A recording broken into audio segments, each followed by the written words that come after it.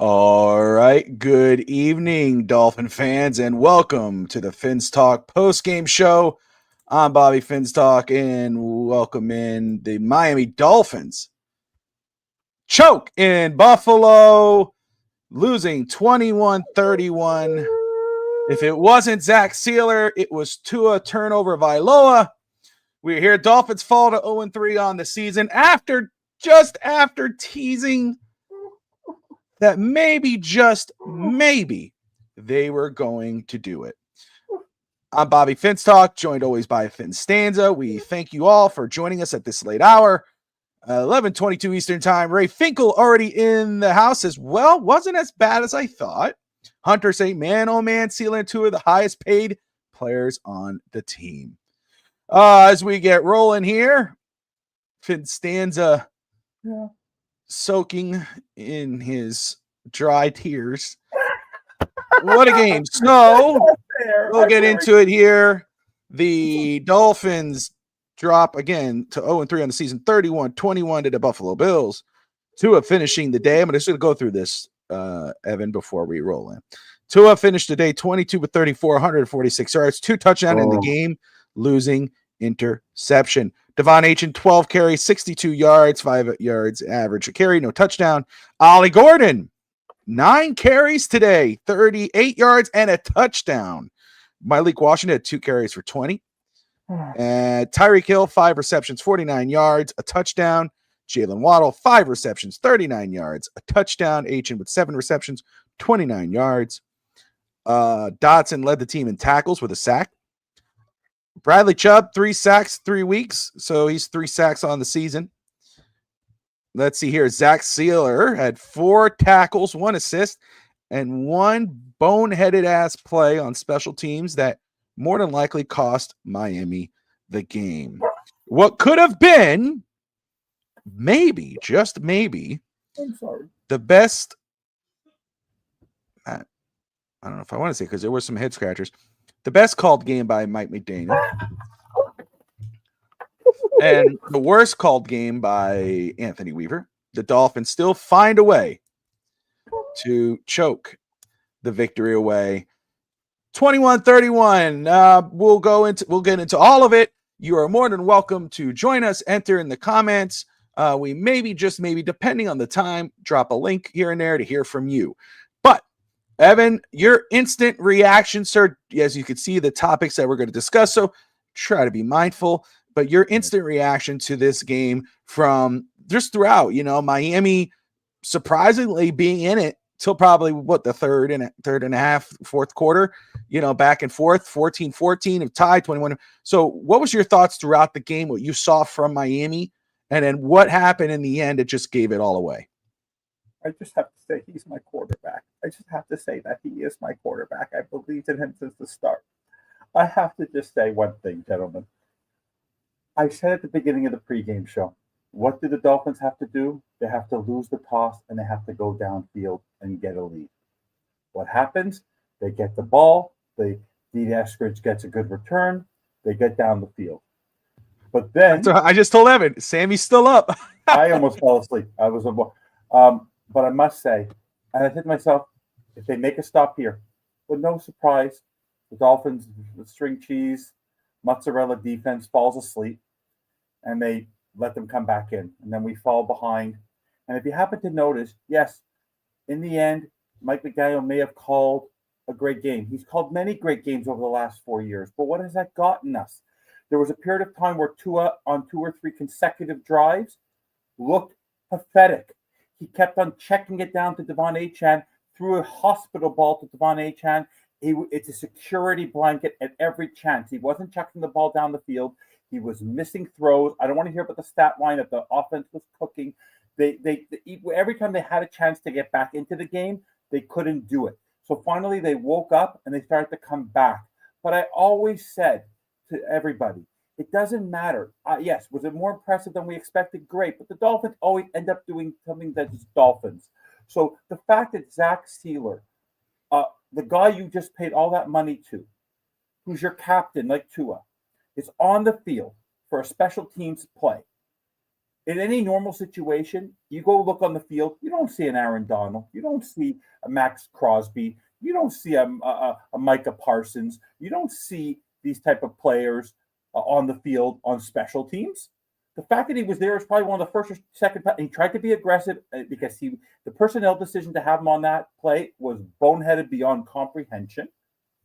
Then on the drive, where we're finally in the red zone coming down, the Dolphins, between Tua and McDaniel, another stupid penalty gets called throughout the quarter, another penalty on the offensive line on Savanea.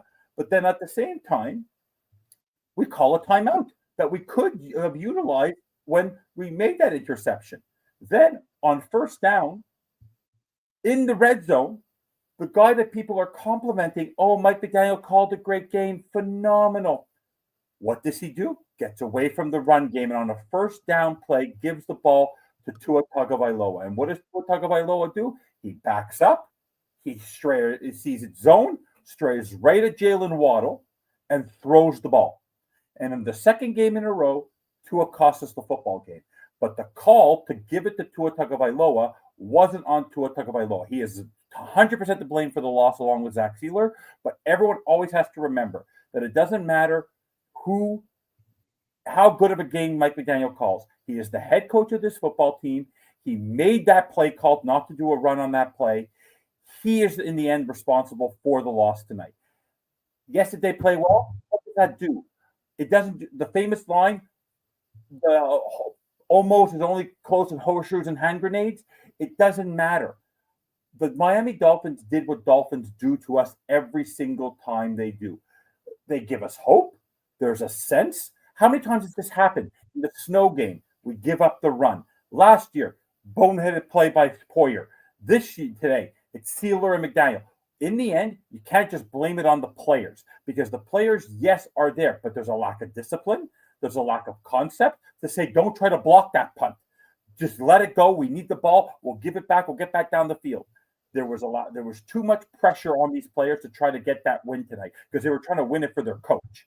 They were trying to save their coach's job because all week they had to hear, fire McDaniel, fire Greer.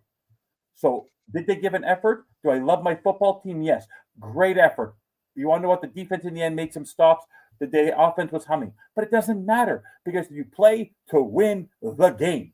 And the Miami Dolphins had a chance to win this football game. And once again, the guy that Mike McDaniel banged the table for to give $50 million to, and the guy they had to extend and re-sign, who's been a ghost of himself since he signed that contract, but all the players that were the veterans, that were the leadership on this team are gone. This is what you're going to see. And we could be proud of the fact that they showed an effort. But the effort would have been 7-0. Put the foot on the gas. You had a lead and you couldn't even hold it for even a quarter. So in the end, Weaver is a disappointment. McDaniel will always be a disappointment. Tua's an effing disaster. Zach Sealer has been a ghost of himself. Most of the defensive line has been a ghost of himself. I was chatting with somebody before, one of my close friends who's a big Dolphins fan. This team can't tackle. James Cook cooked. What was my key of the game? Keep James Cook, neutralize him. Josh Allen will not win the game on his own tonight. Josh Allen wasn't phenomenal tonight. James Cook killed them today. James Cook crushed them today.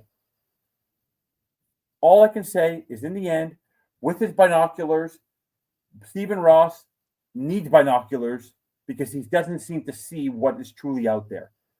He may believe in his coach. He might be loyal to his general manager. But until you make a fundamental scorched earth change, I want to be positive like Scotty and Daniel and Sea Devil and everybody there. But when Emmanuel Acho and Warren Sharp and all these analytical people who were backing Tua and were defending Tua, at this point, guys, we have to come to the realization that, remember, Bobby, you once said when we first started doing podcasting, you want that one Super Bowl. And it doesn't matter. And I once said to you, I'd rather have years of success. And yes, the Super Bowl would be nice. But now we're not even close to either. And if you truly believe that Mike McDaniel and Chris Greer and Stephen Ross and the foundation of Tua and Phillips, they better not sign Phillips because he's come back from that injury in the first 3 games. He can't pick up. James Cook pushed him away like he was nothing. The guy, the Greek god that he is, can't form a tackle. If they truly believe that this is what is going to lead us, it's going to be 25 years of mediocrity, of the fact that we can't even win a playoff game. Why would you want to continue with the same stuff? Playoffs? I just want to win a game. Exactly. Mike McDaniel and Chris Greer, and they both need to be gone, have to come to the realization, and Steve Ross has to realize this, is that's not about the fan base. It's about pride. You are the laughing stock of this football league because you are the only team that has not won a playoff game in 25 years. You're 0-3 to start the season. The last 3 times you had the ability to win in Buffalo, you've choked it down the throat like a dog and you gave the game away. And who has been the head coach since that playoff game with Skylar Thompson, forgetting it was 4th down? It was him. We burned timeouts. We did. I don't care how great of a play call he is, because even with his great, amazing play calling, Bobby, he doesn't win football games. He loses 5 games in a row every single year. Boneheaded plays on both sides of the ball, and unfortunately, he is the head coach. He has to be on the chopping block. Let me pause you. Let me pause you because you did exactly what I told you not to do. I wasn't looking. You're like McDaniel's cousin. You just let's pause for a minute because you're like running through all the talking points, and we'll come back. I know you got plenty to go. I know you ain't done yet. First of all, welcome everybody who's just joining us. We got over 122 people in the room. We appreciate you from wherever you're tuning in to. If you're watching on FTSN YouTube, FTSN Extra, Twitch, X, Facebook, we appreciate you. If you're anywhere other than YouTube, come on over, hit that subscribe button, tune in, join in on the conversation.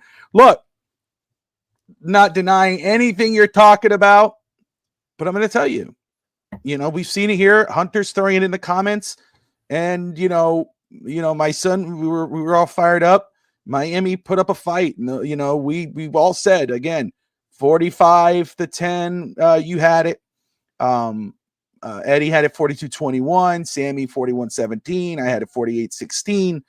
Miami did lose, not unexpected, but 31-21. Alex talked about it today. It wasn't how it went if they were going to lose, it's how they were going to lose. And yes, the ending with the boneheaded Penter interference and the boneheaded ugly interception, other than that, Miami put up a fight. Miami was in it with possibly the AFC champions for this season.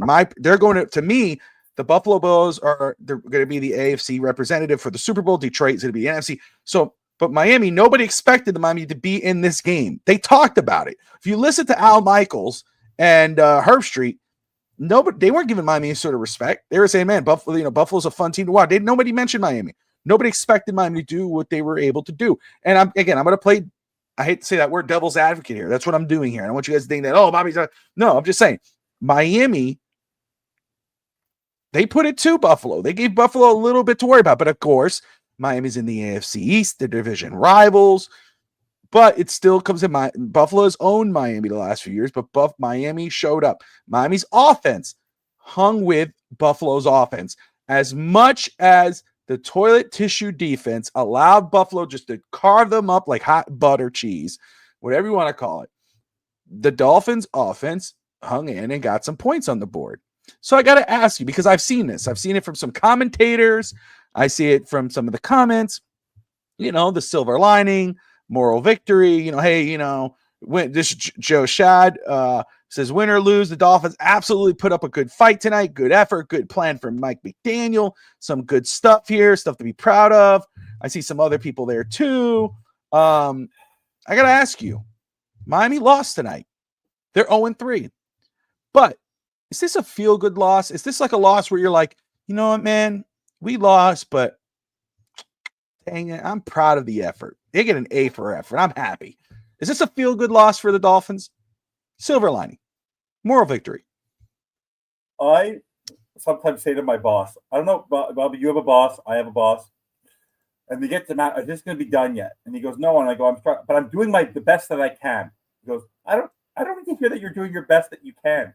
Get the job done, Bobby. That's the goal of the team. So they have a moral victory. They're 0-3. I said that before to somebody in the show. Don't insult, like when Brett actually made a comment to me earlier, and he goes, Tua sucks. I go, don't insult the word suck with the word Tua. Okay? And I said that before. The team is laughable because this is what Dolphins do.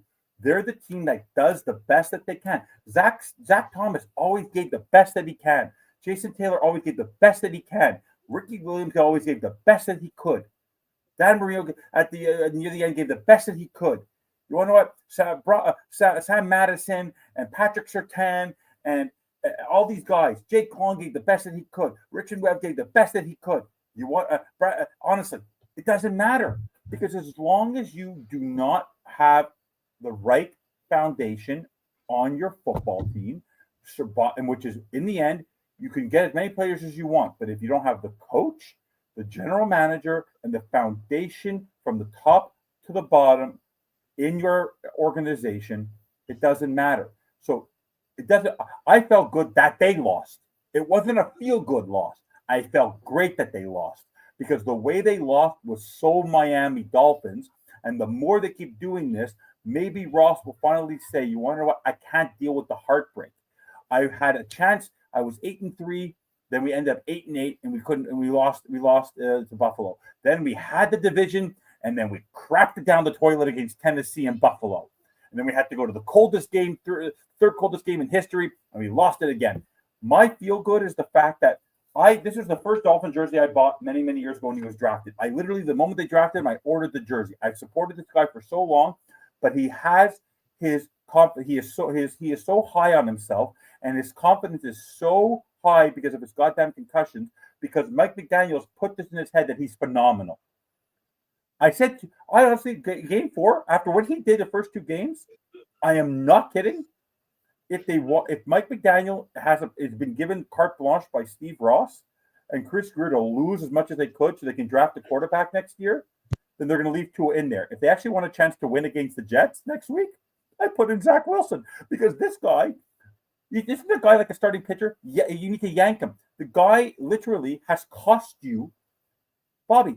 You need a closer, right? Every time you need a closer, you need someone to close the games. Your quarterback, your $50 million man, has had the ball in his hand 2 consecutive games, and he is literally he has done exactly the color of the football. He has shat himself. I'm surprised we don't see the color fluorescent green coming from his pants because he was wearing all white, because the man either peed himself or crapped himself every time he's in that moment. This was not a feel-good loss. No, this is not there's no more victory here. No, the loss made me feel good. Not in the way that you think. It wasn't a feel-good loss because of the great effort. I felt good about the loss because it was so Dolphins and so Mike McDaniel. Yeah, but do you give – let me ask you this. I'm only challenging you. Listen. I'm going to challenge you here, okay? I'm not disagreeing with you what you're saying. I have an answer already. I know your question. I mean, let's see. Talk more about poo. I know. I mean, I've never seen nuclear-colored poo. Listen, you're not impressed by Miami's effort tonight against the Buffalo Bills? No, because they've done this before. They've done this 4 times in a row in Buffalo. They always play well against the Jets and the Bills. It's a division. But look, they're 0-3, but what do they got? They got the Jets, they got Carolina. They didn't want to win tonight because when Tua had the chance in the first half to get back into the game, he crapped the bed for 2 and couldn't. It was chucking it down, and he threw. Did you not notice he threw the same ball to Tyreek Hill 3 or 4 times? Yes, and it went out of bounds. The outside the numbers, he's not accurate. If Mike McDaniel truly wanted to win that game, it's like a closer who's struggling and has the yips, or a kicker who has the yips. He wasn't going to pull Tua. No. He wasn't going to. No, not pull Tua. What was working in that drive? Run the ball. On first down, he gave it to Tua. That was not listen. Tua's decision. That is. I know. Listen. We're going to get to it, but the run way too often. Yes. All right. That's coaching. Okay. No doubt. Every time Achin and Ollie Gordon, when they had the ball in their hand, they went right through the middle. They were positive yardage. All right, but we'll get to there. We'll get there. Yeah. you skip the line, you skip the I'm ready to go back, yeah, but I have so much more to add. I know. I'm looking forward to it. Tua turnover Vailoa. Oh, what a joke! So My proud look, number one. Decent outing to start. Eh. I know. No, he wasn't good tonight. Hold on. For ball watchers, he was.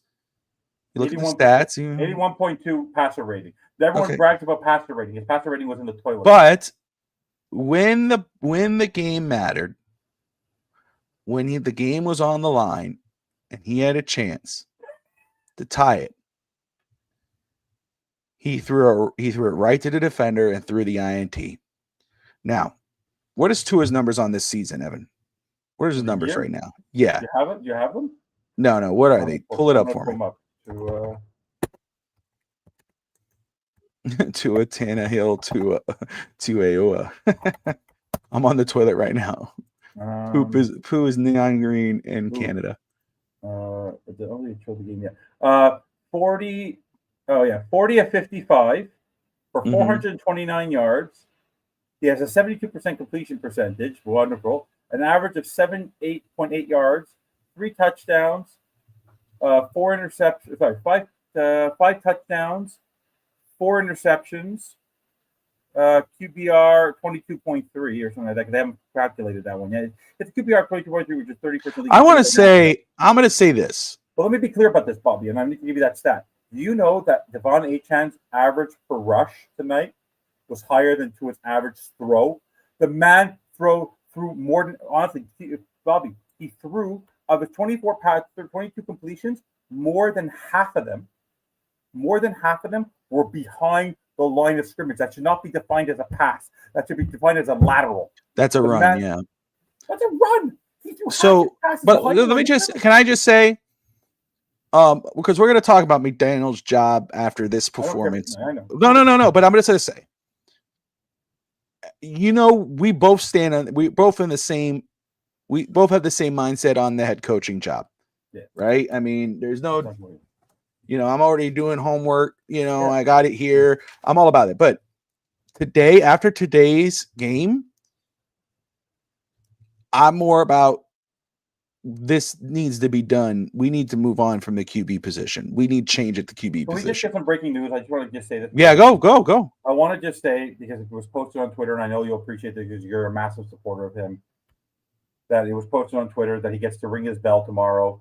The fact that Big E is done with his radiation. He has to do chemo till hopefully he gets his transplant. But because everyone supports him so much, that's a win.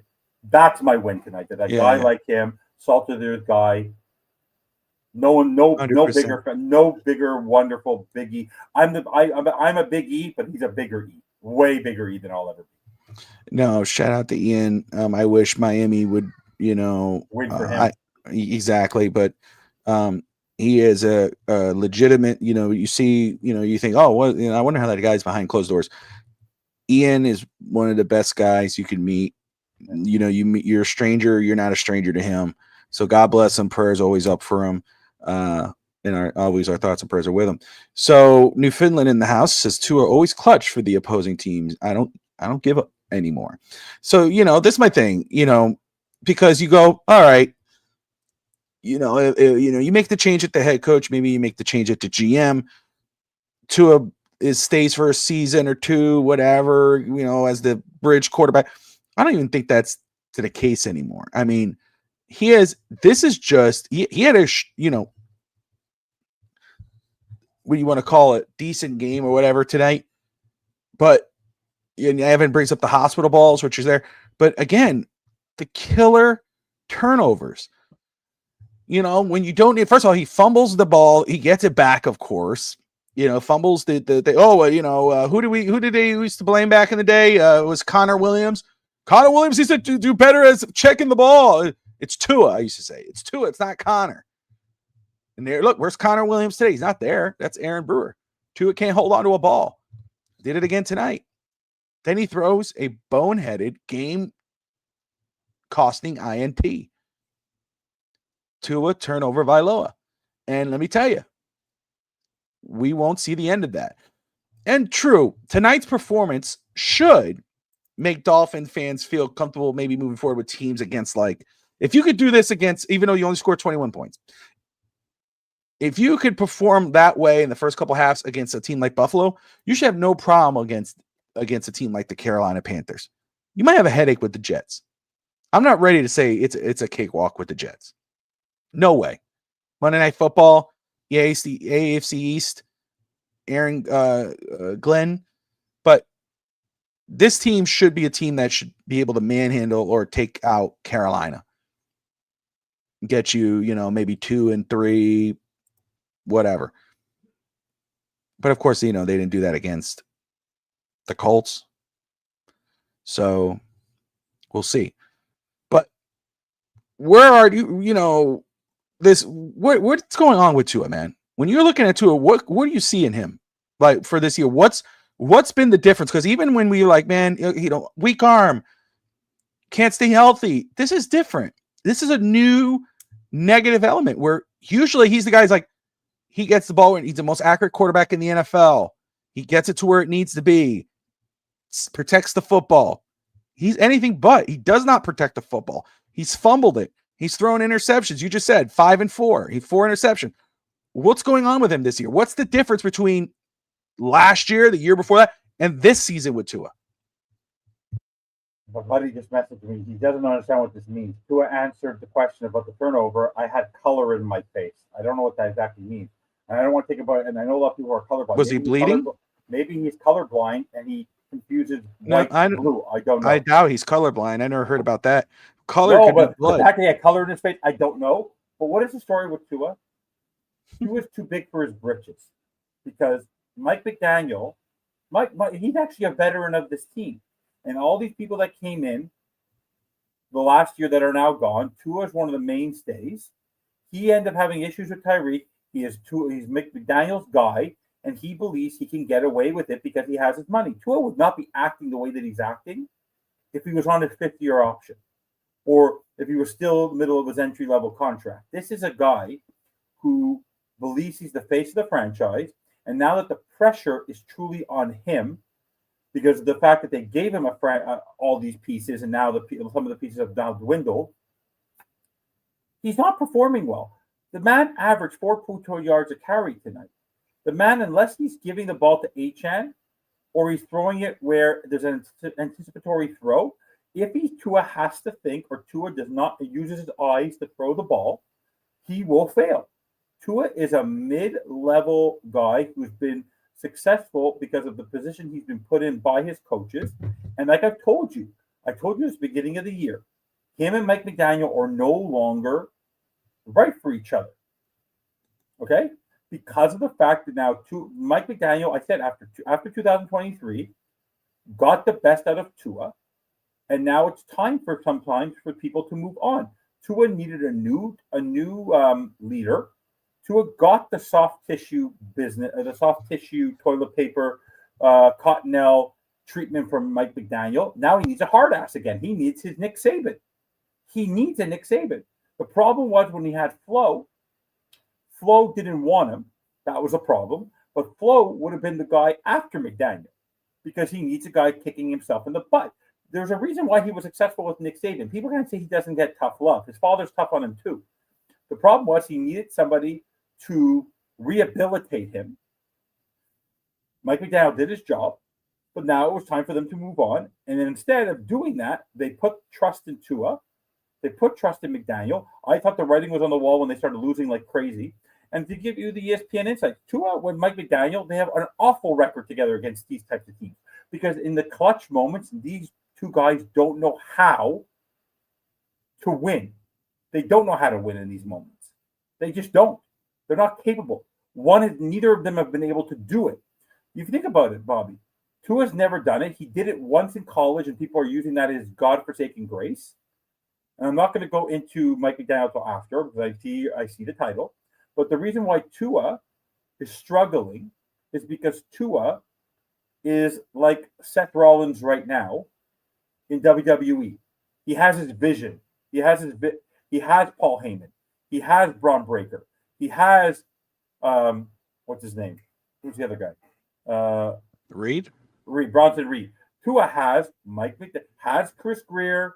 He has Mike McDaniel. He has Jonas Savaiinaea. He has Jalen Waddle. He has his guys. He has players who are defending him still. So no one's taking him to task. So as long as no one takes Tua to task, Mike McDaniel, if that was any other coach would give him shit when he walks back to the bench. He's never reprimanded. He's never been taken to task by Mike McDaniel and embarrassed by Mike McDaniel ever. Ever. Mike McDaniel accepts Tua for what he is and continues to give him his flowers. Tua's proven nothing. So Tua thinks he's okay. It's the same way, Bobby. If you let you have 3 kids, I have 3 kids. If you treat each kid differently, Mike McDaniel treats Tua like he's the A student. When you have to teach all your players equally, he treats Tua like he can do no wrong. And Tua is the biggest wrong of Mike McDaniel because Tua's actually gotten worse under Mike McDaniel, but Tua's not told that. Tua's told, you're doing a good job. You'll get it next time. It's okay. That's Tua's problem. Tua's not been given hard knocks, kicking your ass. The moment he was, they fired the coach. Let me ask you very quick, and we'll get into the defense, and we'll talk more about Mike McDaniel in a few minutes. Yeah. No. But hearing you say that, and I'm not putting words in your mouth, and I'm not arguing you. I'm just asking you. Hearing you say that, are you saying Miami, with Tua at quarterback, could be successful with another head coach, like not Brian Flores, but a Brian Flores type coach, disciplinarian? Do you think Tua can, if he remained Miami's quarterback and Miami went and got a coach who was more like Mike Tomlin, Bill Belichick, Nick Saban? 100%. You could say anything. I mean, somebody like that. Yes. Do you think Miami could be successful with Tua at quarterback still with that type of coach? Because Tua would be. I'm not arguing. I'm just asking. I'm asking. Yes. Okay. I believe that if Tua goes to, like I told you this, and people have said this before, Tua, Tua's career is not going to be over when he leaves the Miami Dolphins. No. Someone's going to give him a shot, like a Ryan Tannehill. If Mike Vrabel was the coach right now of the Miami Dolphins, the team would not be the way that they are. If Bill Belichick was the coach of the Miami Dolphins, the team would not be how they are. The reason why I'm saying this is because Tua needed the coddling. The problem was he's still being coddled. He now needs a swift kick in the ass. Let me tell you, Jared Goff. He wasn't successful when he had a hard ass in with Jeff Fisher. They traded him away from Matthew Stafford, brought him to Detroit. But Dan Campbell had that soft touch, but he also was able to complement it by hiring the right offensive coordinator in Ben Johnson, and he focused more on the defense, and that worked. Tua doesn't have that. Tua's only consistency in his career now, outside of Nick Saban, is Mike McDaniel. So to him, he does exactly as his coach tells him. That's what I'm trying to tell everybody. Mike McDaniel's telling him, oh, the play's not there, give it to Achane. Oh, on that play, don't, you have to listen to me, throw the goddamn ball. Right? Where Jalen Waddle was standing is a route for Mike McDaniel. So Tua's mindset is, I'm going to do what my coach tells me.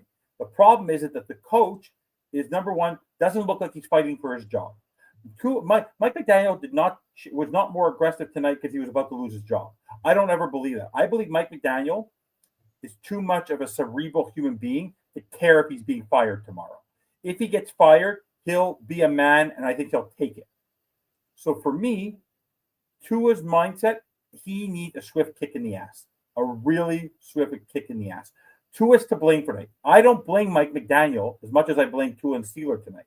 The problem is that, and I don't want this, Bobby, I'll tell you right now, I don't want the season to be over, right? I don't want to come on the post-game show and the pregame show and talk overtime and FinsTalk Today for the next 14 weeks talking about the planning for next year. The reason why I want Mike McDaniel fired is because I know because you're delaying the inevitable. There's nothing you could possibly do to delay this. He's not going to survive this. And if Stephen Ross bring him back next year, it's not going to change anything because they won't have the money to spend it. But they don't have the money to spend it next year anyways. They can't improve this roster next year. So what are they looking for? The only thing they can do, because the only thing you could do right now is literally bring in somebody to kick the crap out of this team and give them that boost. Anytime you bring in a new coach, you get a boost. No matter what, it will get them back to 1, 2, and 3, or 3 and 3. I'm telling you, you fire him tomorrow, you put an interim, they will win the next 3.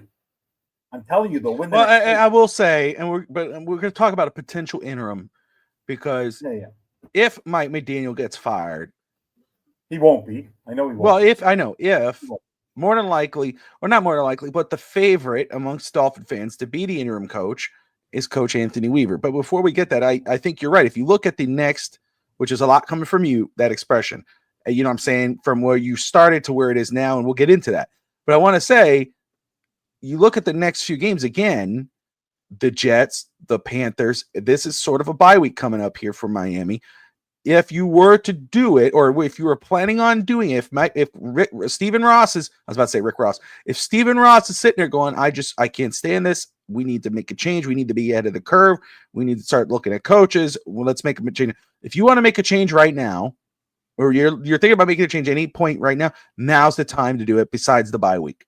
Because of the schedule, because it's an easier look, because you could put that you could inject that little bit of hopium into the team where they go, and then, we got the Jets, we're 1 and 3. We got the Panthers, we're 2 and 3. Whatever teams after that, I don't have in front of me. So could be the case, but we'll get more into that in just a few minutes.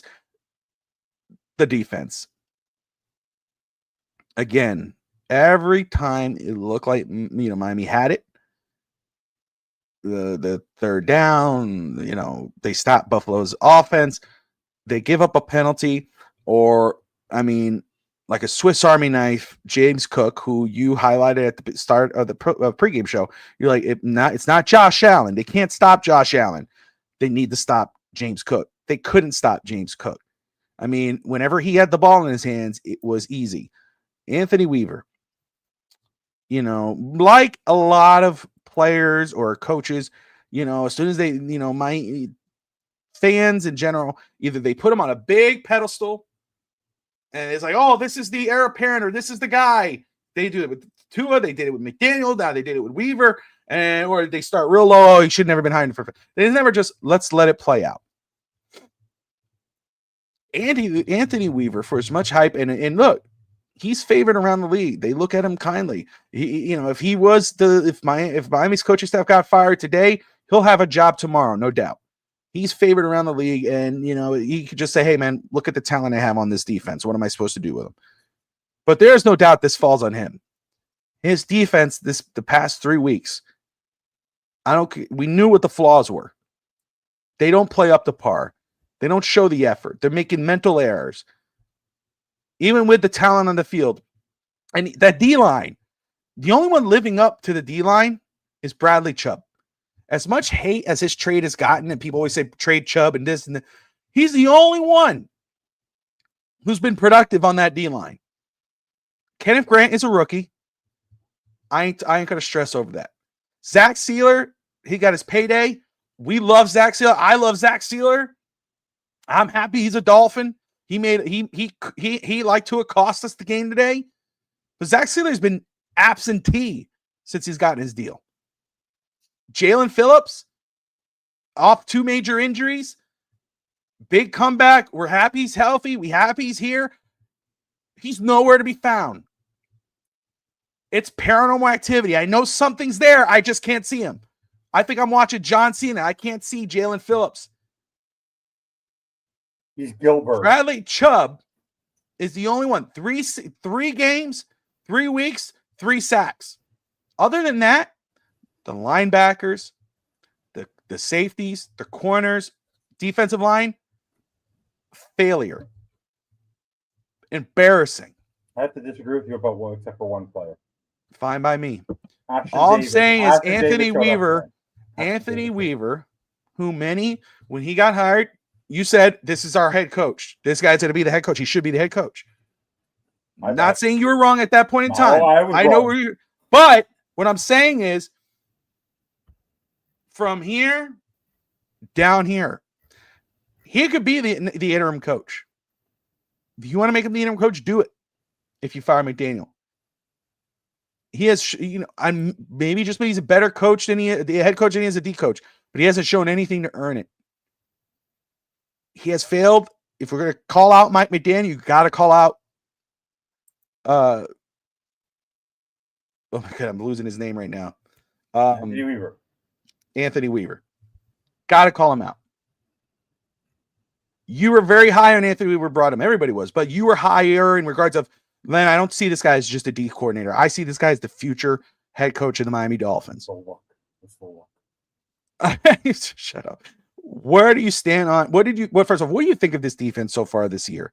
Yes, you're going hard on the offense. You go hard on Mike McDaniel. Where do you stand on our defense, and where do you stand on Anthony Weaver right now as the defensive coordinator? Basically, the defense has followed the footsteps of the offense in the sense that the offense last year fell apart at the end. The defense was the linchpin of our team last year, and I think they got it too little high on their britches. And unfortunately, the fact that they used to rely on a secondary that was a little more powerful because they thought they had Jalen Ramsey back there and Javon Holland back there, and Calais Campbell was a leader. Right now, they're lacking leadership on the defensive line, on all over that offense, all over. Minka Fitzpatrick has not been here during the Mike McDaniel era. Bradley Chubb has hardly been here because he's been injured.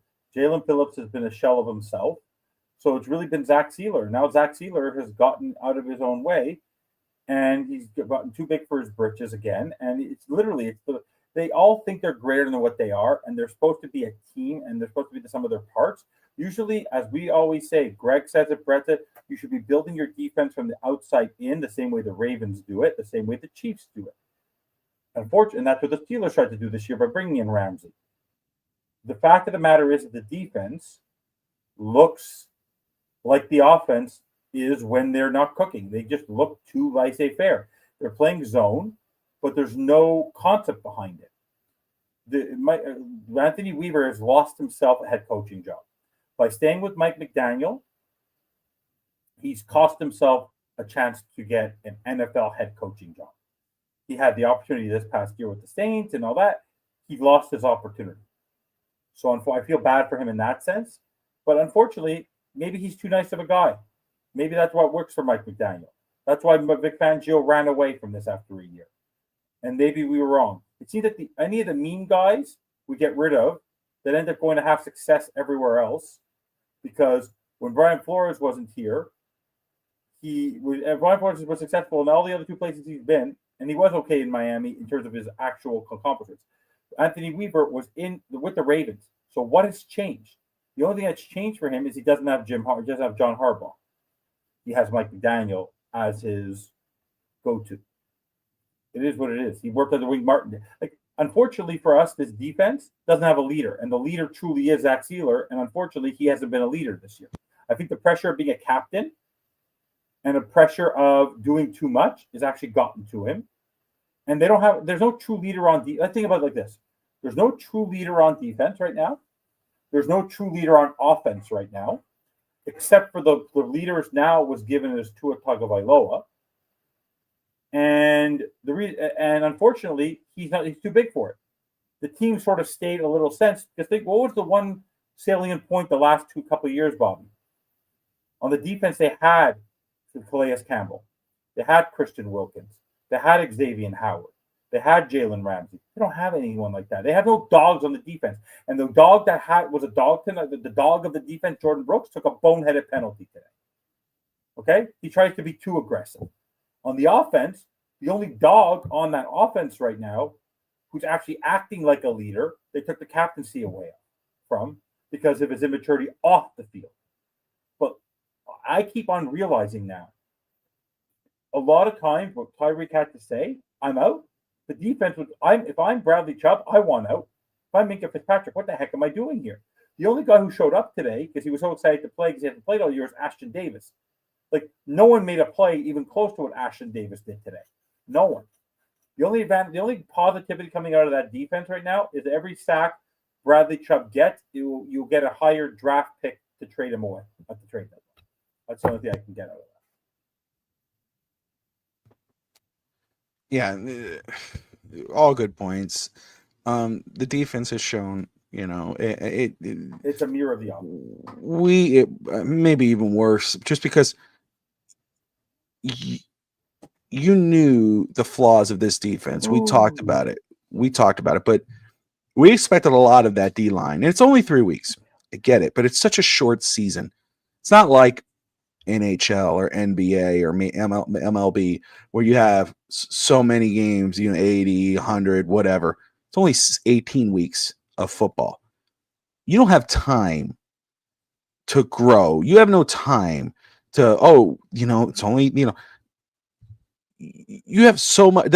If you watch this defense, I don't see a defense that's going to improve enough that's going to save your season when you need it. The middle of the defense was so wide open every time, whether it was running or throwing, every time they could, the opposing offense would do it. All they have to do is to throw it right down the middle or run it right down the middle. It's that bad. And that D-line, Jordan Phillips, Kenneth Grant, Zach Sealer, Jalen Phillips, Chop, Bradley, we had all these all-star names there, or to us, big names. How many times they run it down our throat? How many times do they pressure the quarterback? They don't. They have all the time in the world. And yes, it comes down to players. Absolutely, they got to execute, but that falls down on your head, on your coach, on your defensive coach. He's not putting them in winning situations. And it's bad in week 1 when Bradley Chubb, who's the only one who's really getting the numbers, getting the sacks, 3 sacks. It's really bad when he goes, we're making it up as we go. Freelancing. There's a problem in Miami. And yes, we know who the head guy is. And we're talking about coaches, we're talking about players. We know the front office. I'm talking about we know Mike McDaniel, he's the ultimate guy because he's the coach. It falls on him. He's the lead dog. But Anthony Weaver, as high as everyone has been on him and as high as everyone views him around the league, we know if he gets laid off, if Miami was to use him as, fire him or McDaniel gets fired and they get a new deal, we know he's going to get a job right away. And he'll be in the rumor mill for coaching jobs or whatever. But this year has not been a good testament for him whatsoever. I don't care about the talent because they're making boneheaded plays. They're not being put in positions to win. That's on the coach. Penalties, etc. Talking about the coach. Talking about Mike McDaniel. There's a lot of noise out in the Twitterverse right now about how Miami played, the effort they showed today, the game, the way the game was called. This was the best called game. Miami put up a fight against Buffalo. Hot seat no more. We'll get into that in just a second, so don't get on that. Just stick to what today is.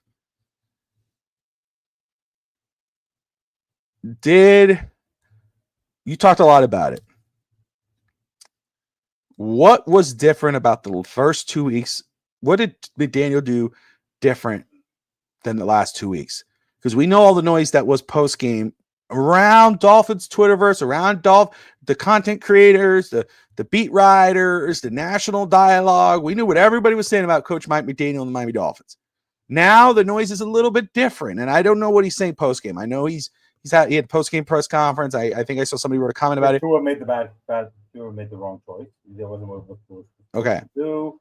There's no moral victory. What was the difference from what did you see that was different from this game this week with Mike McDaniel as head coach from the last 2 weeks that people would say, this is the Mike McDaniel we want to see. This is the Dolphins we want to see. We lost, but hey, good effort.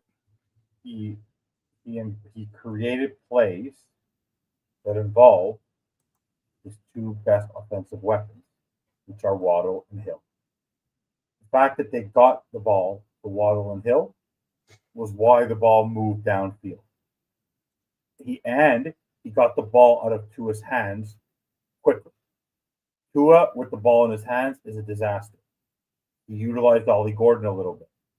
He utilized Devon Achane as a security blanket, I think, a little too much, but Devon Achane was utilized the right way for a good portion of the game. He involved Julian Hill. He involved the tight end at one point. Julian Hill had 2 or 3 catches. He spread the ball around. But by the way, I would like to ask you something. Larry Borum was fine tonight. Was your second signing with James Daniels. You remember, Bobby, who was the first guy they signed? You remember who the first guy they signed was this season? In the free agency? What? His name is Nick Westbrook-Ikine. Have you heard of him? Because he's been as visible on the field as Darren Waller. Your big body wide receiver, a ghost to Mike McDaniel. Doesn't use big bodies. He wants to use oompa, loompa, doopa dee doo. But at least he used Waddle and Hill, and he involved Ollie Gordon. But when it mattered the most, the 2 most successful tools that the Bills used tonight in the red zone, which was their legs, Mike McDaniel did it. On first down, plenty of time left on the clock. Instead of giving the ball to Achane and giving the ball to Gordon and establishing that run that worked so well, where the running game was giving you more average per yards. Literally, Ollie Gordon had the same average running, and Devon Achane had a 1 yard more rushing than Mike McDaniel had. Tua Tagovailoa had passing. The mistake that Mike McDaniel had, what he did well was he didn't allow Tua to control the game, because Tua can't be in control of that game. He allowed his playmakers to be in control of the game. And then when it mattered the most, he got away from his playmakers and gave the ball to his quarterback, who made by far one of the most predictable throws this week, last week, the week before, and he continues to do it. Because why? Mike McDaniel and Tua Tagovailoa put him in that position.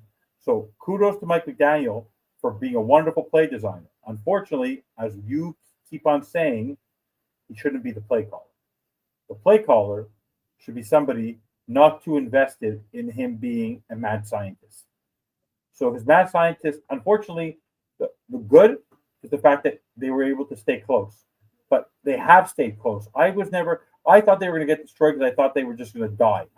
Because some players just give up on their coach. They played for their coach tonight. Unfortunately, when it mattered most, when Tyreek Hill played his butt off and Jalen Waddle played his butt off, which he didn't find Jalen Waddle till the second half anyways. No. Which is ridiculous to me. Mike McDaniel crapped the bed again. So he had his highs. The problem is that it doesn't matter how high you get. If you have a terrible low, that will always outweigh the high. So he's done this before. He's kept it close. This is not my first rodeo in Buffalo. Unfortunately, in the end, Tua Tagovailoa will only do what he is told. And unfortunately, that's his kryptonite, is that he does things. Because when Tua, like I said, the pass that he made to Waddle for the touchdown, or the ones to Hill, if you shoot replays, the ball's gone before the player gets there. The moment Tua is looking, we're dead. We're dead. And unfortunately, when it mattered most, he did it. The best thing, like I said, the best thing he did was he treated Mike Tua like Jay Fiedler and Chad Pennington often tonight, in the moments where you just get the ball out and do what you need to do. Don't make plays. Then he crapped the bed. Then he shot himself again by giving the ball to Tua to win him a game. It's like a reliever who gives up home run after home run after home run, but you keep on throwing him out there, hoping he'll get over the yips. We're gonna stay on with Daniel and get into if his job is safe. But Tua on tonight's loss versus the Buffalo Bills, no moral victories, that's for sure. never good to lose, regardless of how a certain individual may have felt they performed.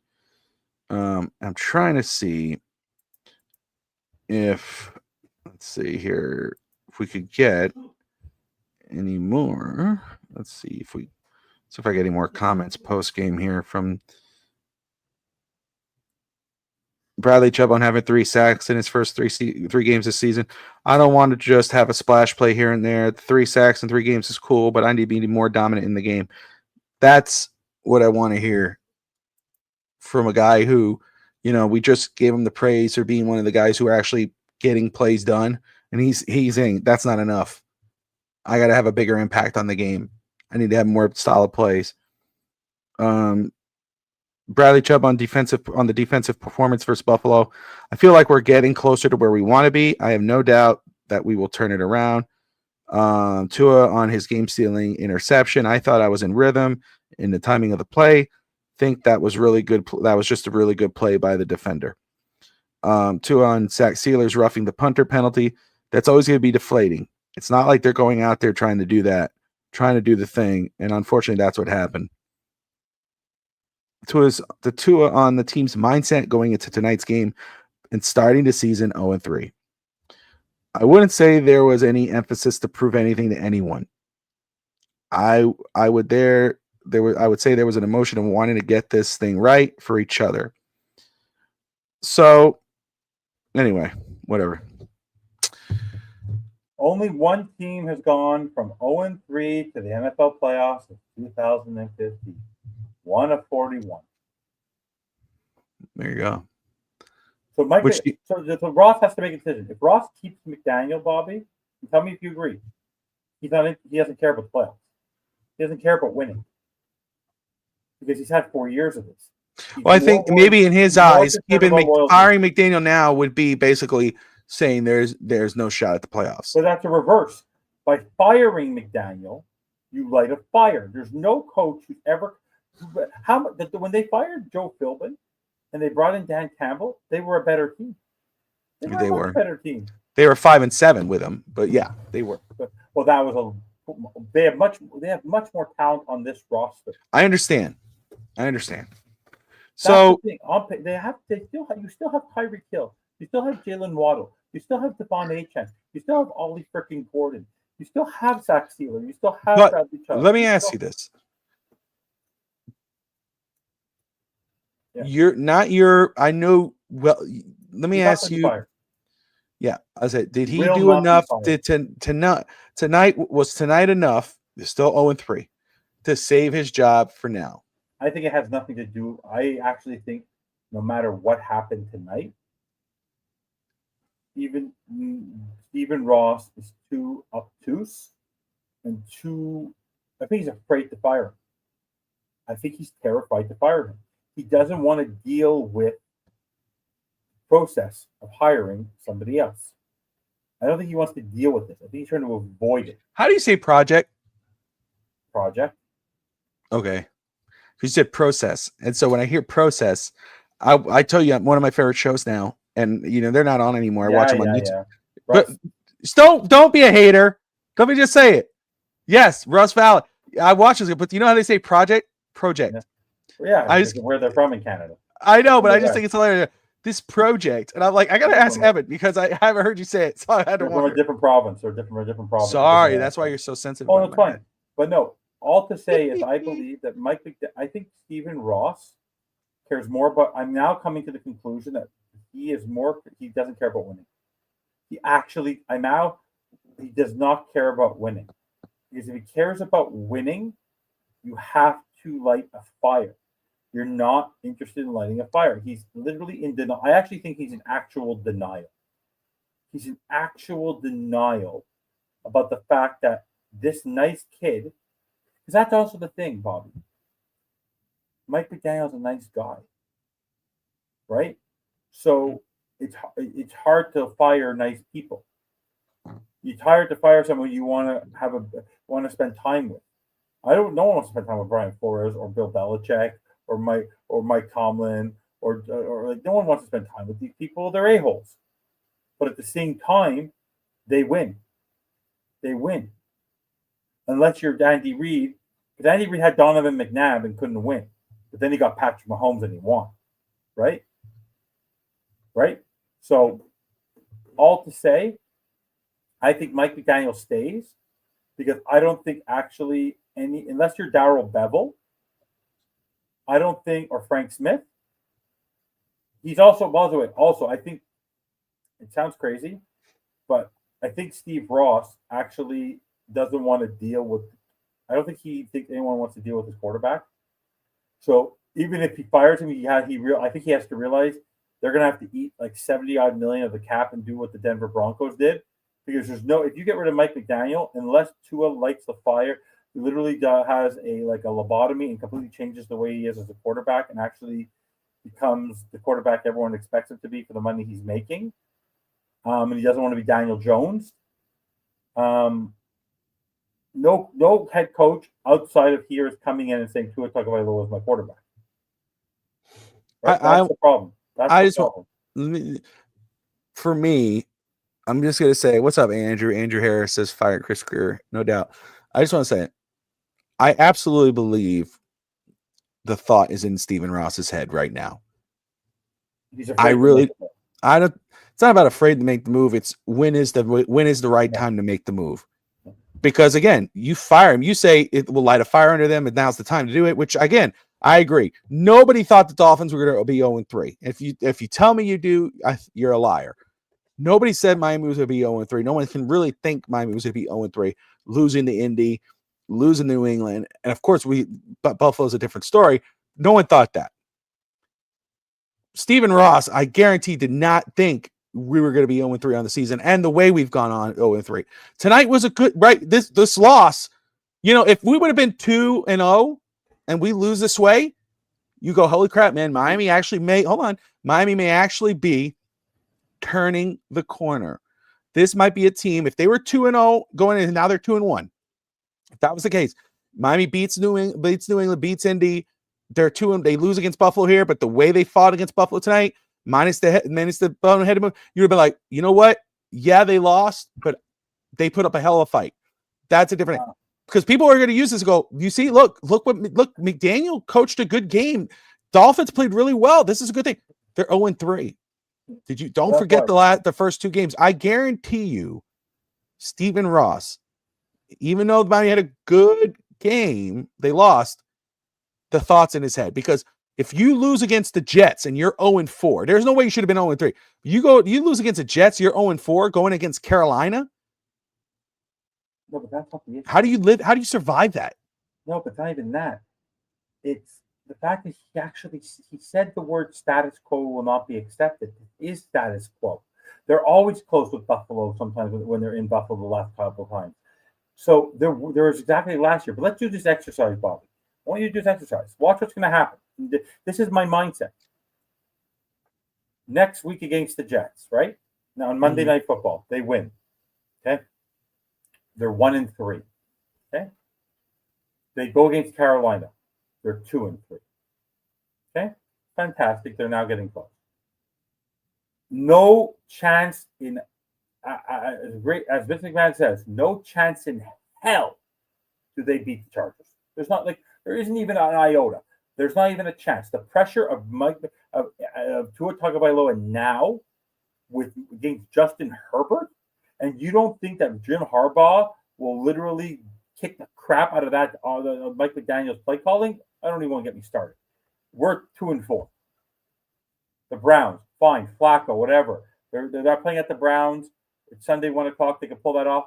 Fine, they're 3-4. They're going to go against the Falcons and Bijan Robinson. They're not winning that game. They're 3-5. The Ravens, they're 3-6. Even if they put 5, I'll even give them the Falcons game. They're 4-5. Okay, they're 4-5. They're getting there, Bobby. The Ravens, they lose. They're 4-6. Then they go to Buffalo, 4-7. Then they have to go face the Commanders and Jalen Daniel away where they've never won, 4-8. Then they come back and face the Saints. Oh, we could do this, guys. 5-8. The Jets, we could do it. 6-8. Oh, now we got the Steelers in Pittsburgh. Jalen Ramsey, Jonnu Smith, pressure, cold weather. 9 losses. Season's over. Then they have the Bucks, then the Bengals. If they don't have Joe Burrow, but the last time, so what? They win their next game. So what now? They're 6-9. The Bucks, not a chance. Christmas, they're going to blow that game. They already had 10 losses. So then they beat the Patriots. They're 7-10, which was 6-11. That was my prediction for the year. Fantastic. But what does that get you? It gets you a bottom 10 pick, not even a lottery pick, and you're exactly where you were, and you fire Mike McDaniel, and that's it. So, Bobby, tell me where I said anything. It doesn't matter what they do the rest of the year. There's nothing Mike McDaniel can do because all it will prove is that they're going to be 25 years of no playoffs. Yeah. The fan base is going to be apathetic, and they're at one point going to be 4-8. So even with the potential wins against New Orleans and New England and the Jets, those 3 wins, they're going to be 4-8. They're not, and there's no chance. Had they had the 2, if they left this game, Bobby, and they were 1-2, and they would have beaten the Patriots, we'd be having a different conversation. But they're 0-3. 0-3 teams do not make the playoffs. And the only way, so unless you want to potentially make the playoffs and go on a crazy run, you have to change the concept and the mindset of this football team. You can't change the mindset of the football team when the guy asked, "What do you feel about the fact that Tua threw that interception?" Well, I believe that it should have. Let's go back. I think that the combination of the Oscar of the what was the man? There's no fire. But Tyreek Hill says he had piss in his veins today, Mike McDaniel. Where was the piss? Because perhaps with the piss in the veins when they were down 14-7, they had 3 consecutive 3-and-outs. They had 3 consecutive 3-and-outs. The Miami Dolphins did. That's not piss in your veins. Take the lead, do whatever you need to. They were at the half, but we told you at the beginning they needed to get a lead. They fell behind. They got 1 lead. They blew the lead in 2 drives, and they never caught up. The moment they fell down 14-7, they never got up again. Let me ask you, as we get close to wrap up here, I'm with you. If I'm Ross, I'm firing him tomorrow. I mean, it's just start the process. By the way, at the point, who scores that touchdown? What's the score? What? If Tua would have gone down and didn't throw the interception, what would the score have been? We forgot to talk about this. It would have been tied, 28 up, right? Oh, and the way Tua was going, because they were throwing the ball, you would have left 2 minutes for Josh Allen. Mike McDaniel should have been running the goddamn ball to kill the clock. Yeah. No, absolutely. You should have ran. Yeah. Kyle Shanahan crap of throwing the ball. I get it. And it was stupid. Mike McDaniel, by the way, I wish I would tell everybody, even if Tua would have done what he did, the Dolphins were losing because we would have left time on the clock. And Josh Allen would have gone down that field and Matt Prater would have hit a winning field goal. And it would have been 31-28. Because Mike McDaniel did not play a winning football game in the 4th quarter. He played I'm going to give the ball to my quarterback quarter in that drive to prove the haters wrong. I think he was doing that for Tua. He put Tua ahead of his team tonight in that last drive. Tua should not have been that should not have been in Tua's hands on that pick. He put the cart before the horse. He was trying to put the game into his hands. He wanted Tua to win so he could have it. Gotcha. Exactly. I got you. Let me ask you this.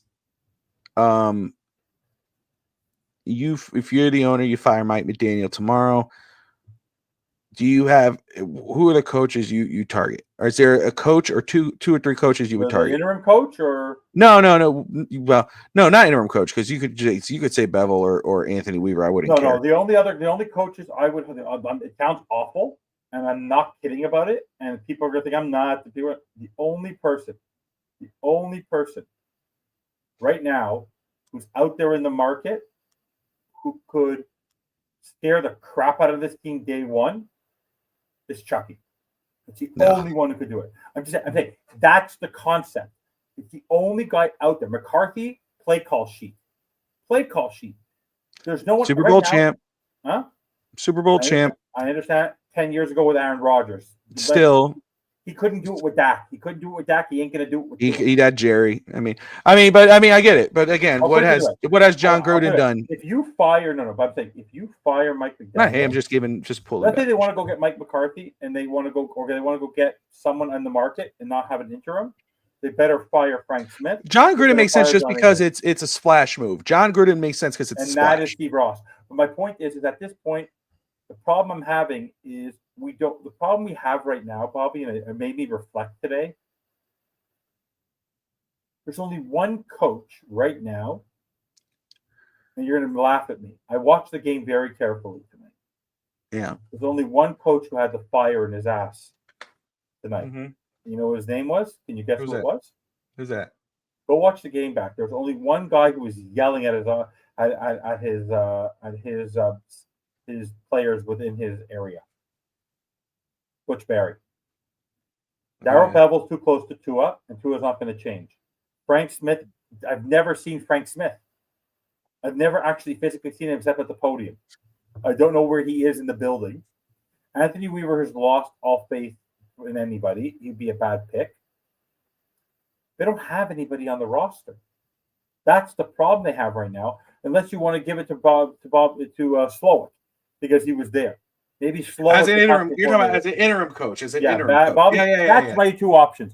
It has to be an offensive guy ball, and it would either have to be I'd make Bobby Slowick the play caller. Get rid of Darrell Bevel. Get rid of Frank Smith. Whatever. I don't care. I don't need them. Bring in and make Bobby Slowick the coach. And I don't care. Do whatever you want, but it can't be someone who is invested in Tua as he is now. You need to make it. I want a guy who runs this team. By the way, the only way they're going to win now is they better run and smash. They need to become a hard-nosed smash football team. That's it. They're not going to win with Tua with the ball in his hand. 100% not. That's the problem today.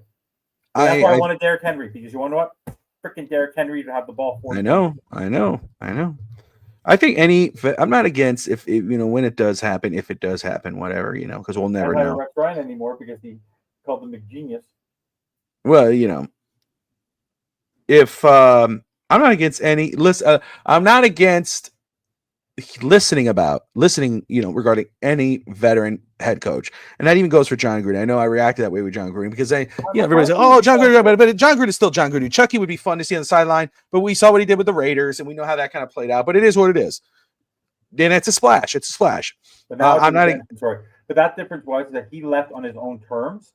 When he went back to the Raiders, he went too big for his britches. Now it's that second chance type of thing, right? Because I get it. I'm not against a name veteran coach, but I need a veteran. Any veteran head coach. I'm just gonna say there's a few of them out there, right? There's some that you might go, but there's others that you go, again, you bring up Mike McCarthy, John Gruden, and again, one of the Mike McCarthy, Mike McCarthy, but still, the guy who's never had it. And again, we're gonna do a show on this. We will do a show on this, but I would say like Ron Rivera is a guy that I've always liked. Steve Spagnuolo is not somebody who mentions them a lot, but Spagnuolo, I think, is one of those guys who deserves a chance one day in this league. Bringing Tom Coughlin, is he alive? That guy would kick. I don't want to say he's not alive. I don't know. But just veteran coaches. I'm going to say, let me just bring up some veteran coach names that you just initial reaction. Yeah. Don't have to get into it, okay? But okay, you already mentioned Mike McCarthy. We mentioned John Gruden. Steve Spagnuolo, very quick, just initial reaction, because we haven't dived deep in these guys. But I just off your top of your head, you're just initial reaction to them. No. Okay. Cliff Kingsbury. No. Ron Rivera. No. Matt Nagy. No, never. See, that's the type of reaction I'm talking about. Not the no, yes. I just never. Doug Peterson. No. Leslie Frazier. No way, Jose. Robert Saleh. 100%. Ooh. Okay. Arthur Smith. No. Jared Mayo. No. Steve Wilkes. No. Antonio Pierce. Yes. Okay. There you go. Vance Joseph. No. Frank Reich. No. You remember him? Yeah. Okay. So those are veteran coaches. Name. You see the two I reacted to? You said Antonio Pierce and Robert Saleh. Yeah. Want to know why? Why? They scare me. No, meaning that they have both. Oh, Rex Ryan. I'm sorry. Rex Ryan. I would. I know. I Okay. need a guy who is going to hold his player to task. Even Andy Reid holds Patrick Mahomes to task. Nick Sirianni holds his players to task. All these players. That's why Joe Burrow and the Bengals aren't going to win because Zach Taylor's not. You need a fire. There's no fire on that side. So I'll just say, I'm just going to say, Vic Fangio wasn't successful as a head coach when he went to Denver because he's a tactician. He's not a fiery guy. Spagnuolo is a guy that I wouldn't hate. He's too soft. He's too soft. I don't know about that. I think, again, he's a little dwindling man. He doesn't scare me. Doug Peterson, I'm never against. I know a lot of people do like. I would go get Rich. I would go get Rich. No, you know what I like? Is he still with Green Bay as a special teams guy? Where is he? Who? Anyway, let me ask you here. I'm just gonna throw names out there, okay? And if you know them, you know them. If you don't, you don't. But a popular name. A lot of people are going to bring up. First of all, you know who? You know who I liked a lot when he was there, and he's doing a great job. You should have said him if you got a chance. Rich Bisaccia. He was loved in Oakland. Sorry, when he was there. Oh yes, their interim head coach, and he's the assistant head coach and special teams coordinator. Yeah, but that's interim. Okay, yeah, okay. No, of the Green Bay Packers. Yeah, I know who he is. He's doing a phenomenal job there. He's beloved there. So so any veteran head coach, but again, former player, I'm not against it all. The guys I said, obviously there's someone I'm like, no, but I put them there because they're there, and I'm going to do more research on them. Would you go get Wink? Now, is there, huh? Would you go get Wink? As a head coach? No. Would you get Sharon? Would you go get Sharon? Who's that? The head coach of Michigan. Because he might go to Michigan. You never know with that guy. He might go dig into Michigan. Oh, let me just say. You know where I stand. I know where you stand. Veteran head coach. If it is a rookie, right? If you're going to go with a guy first, to me, I'd prefer a former player, a guy who's played in this league, who's been in a coaching staff. That's where I stand. Now, hot shot coordinators. Alex brought up Joe Brady. He's in Buffalo. I just don't feel that way. If there's the guy that I'm going to say who is old school feel, but you've seen what he's done with that offense. He's is Todd Mankin out of Baltimore. If you're talking about a coordinator, Todd Mankin out of Baltimore. We need a leader. But that's a guy where I might be intrigued to follow up on. College. Then go college. I'm telling you, go get college. I just feel so great. But hold on, let me just say, I just want to go through these. For all I care, go get Dabo. I don't care. Oh, listen. Yeah, why not? Stop it. But Todd Mankin's the only one. Of course, there's other guys, but these guys are former players. Zach Orr, he's a former player. If you really want to piss off Brett, he's another Baltimore Raven. I think the guy that Brett hates just as much as Chris Greer is Ryan Day. That would make him go bananas. Oh God. But again, these other rookie coaches there that of course Bobby Babich, but I'm not that. But I just you're not ready. Avero is a guy who for Carolina who's been named in that category for a while. But again, Todd Mankin's the only one who's not a former player that might be an interesting part as who I would go get? Who? I wish he would do it. There's one player I think he retired, but there's two guys. The one guy I would still go get it because he does talk, he goes on shows. You want to kick the ass and the successful head coach, Bruce Arians.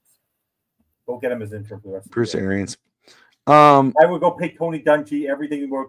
Tony, just sit on the sideline. You want your defense fixed? You bring in Tony Dungy for a day.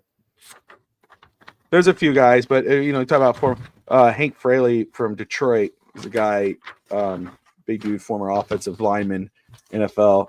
You should But see what Richard Webb is saying. Richard Webb, Larry Zonka, OJ McDuffie. You're talking about Dolphin alums. They're done. They're done. College. I mean, there's a few of them, but there's a few former players. I mean, we'll get more into it, but it'll be fun. But the college coaches that I had listed down, and I think you're not wrong, but Quinn Ewers we have back here.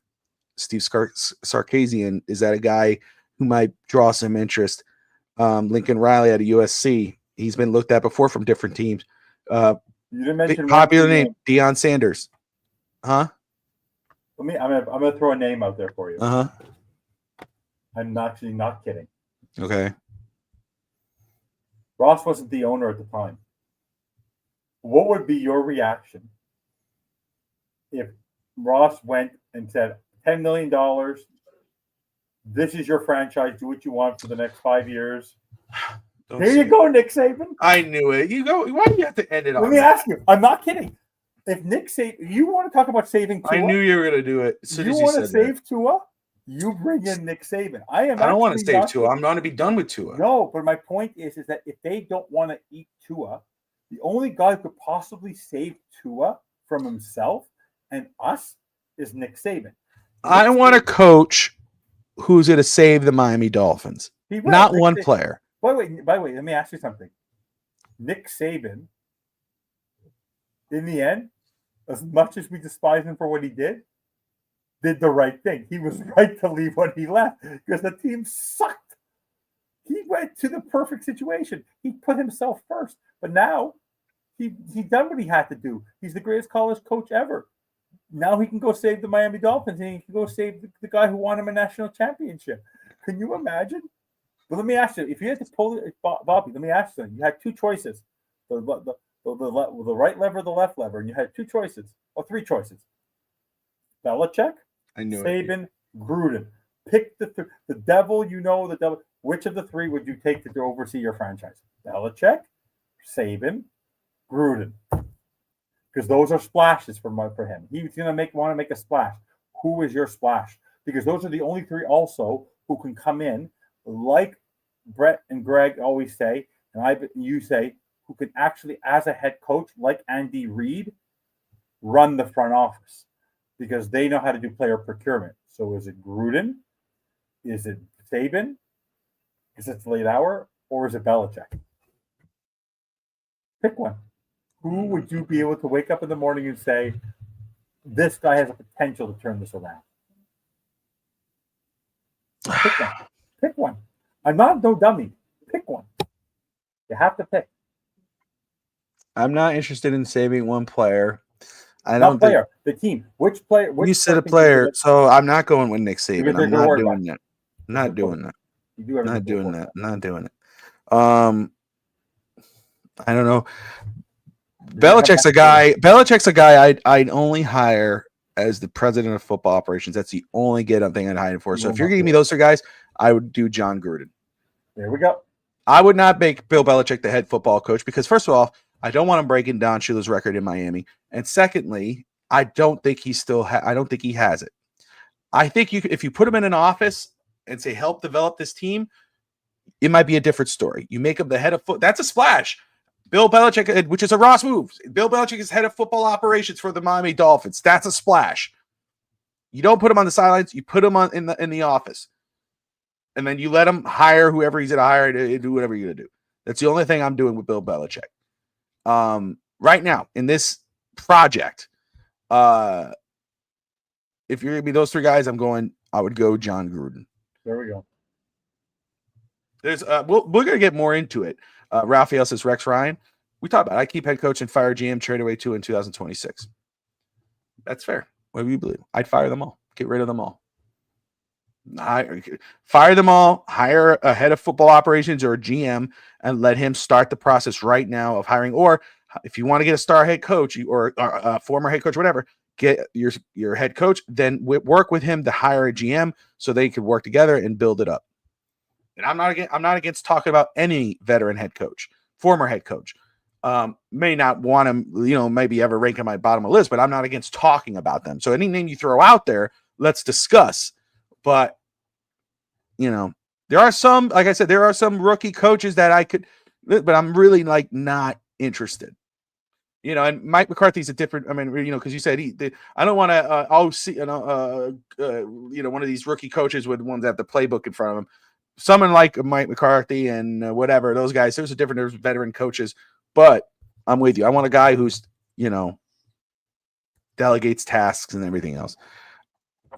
The season just started, and Dolphin fans can't see it's already over. Which Dolphin fans can't see it's already over? They're 0-3. I mean, I'm not saying Robbie, I'm talking about us, but I'm just saying, bro. I'm shocked if anybody does not see that. But hey, at least they put up a fight tonight, right? That's good.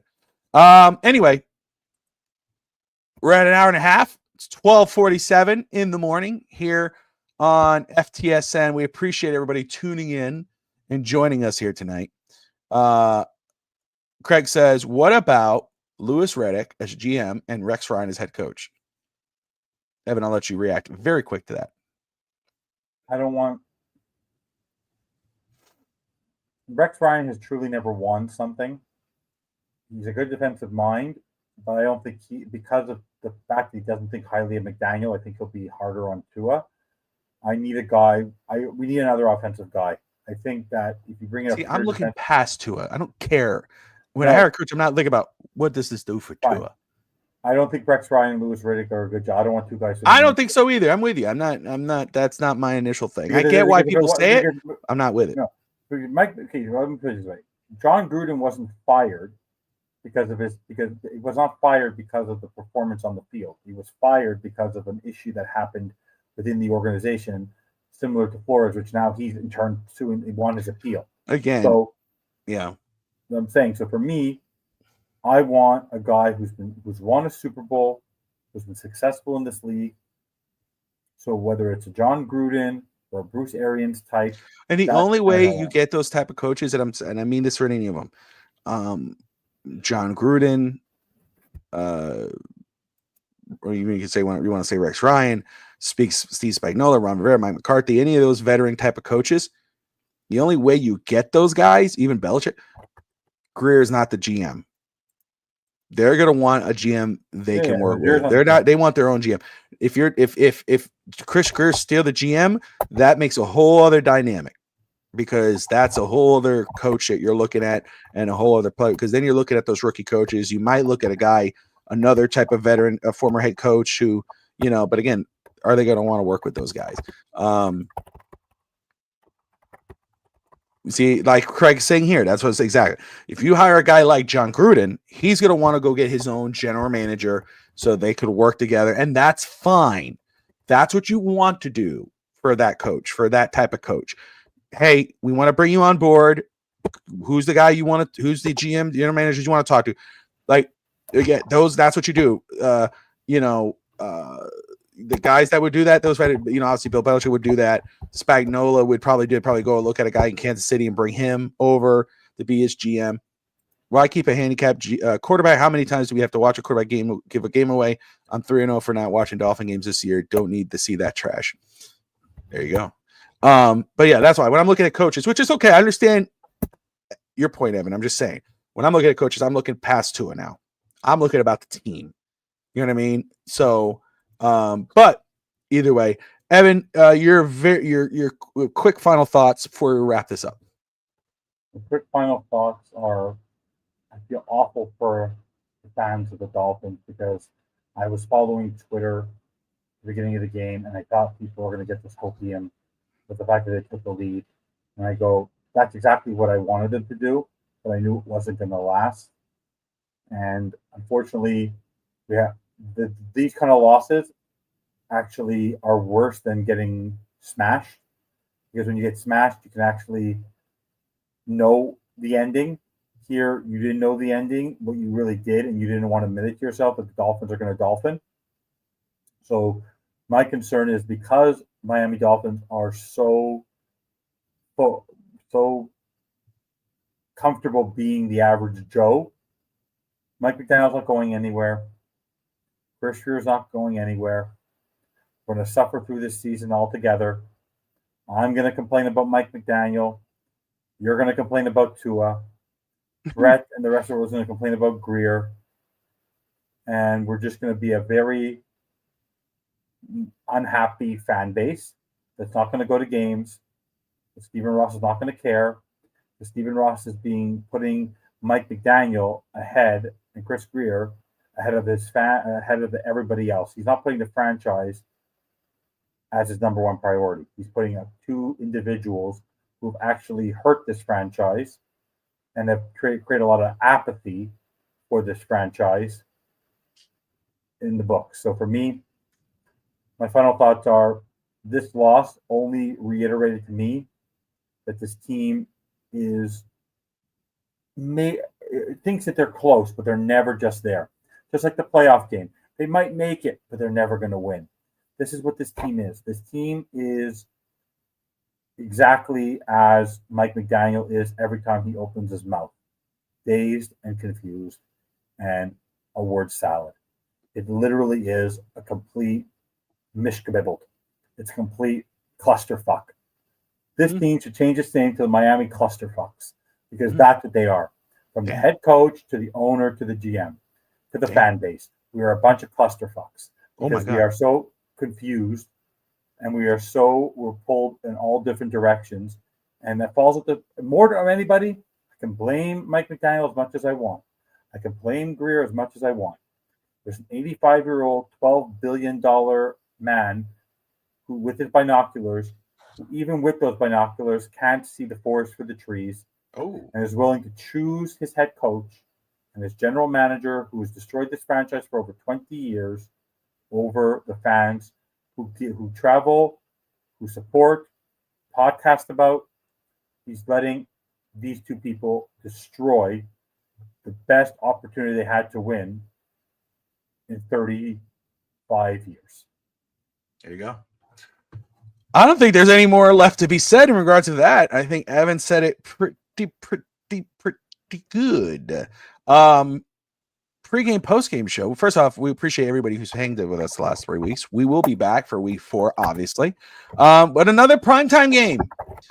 Evan and I will be back with Sammy for the FinsTalk pre-game show. Monday Night Football against the New York Football Jets next week, where the Dolphins have a chance to go 1-3 or 0-4. Lord help us all. And then, of course, post-game immediately after that with me and Evan. We appreciate everybody tuning in. We got a lot of great content tomorrow on deck with Russ Morgan, baseball podcast. Saturday FinsTalk today, and then we know at noon with No Holds Barred at 5 p.m. Eastern time. We got the Wrestle Palooza preview show, and then we're off on Sunday, which is awesome, unless we got some breaking news, maybe. And then we're back at it for the following week. We had a lot of great content, of course, with the Canes Wear podcast. We got, I think Doll's Diaries is actually off next week. We got Real Talk FinsTalk, Aging and Strong. I think Aging Strong is tomorrow. We got a lot of stuff. So if you're new to the channel, do me a big favor. Hit that subscribe button. If you love what we said or you hate what we said, please, please, please put it in the comments. Give us your thoughts on what your thoughts are on the Miami Dolphins so far this season, especially tonight's game. The Dolphins fall to 0-3 on the season after losing 21-31, choking the game away, whether it was hitting a punter and giving them the first down or throwing an INT because someone was in your face, quote unquote. That's FinStanza. I'm Bobby FinStalk. We appreciate you guys. We really do. I know it's hard, but do me a favor. Like, subscribe, and most importantly, as always, Dolphin fans, fins up. Have a good night, Miami.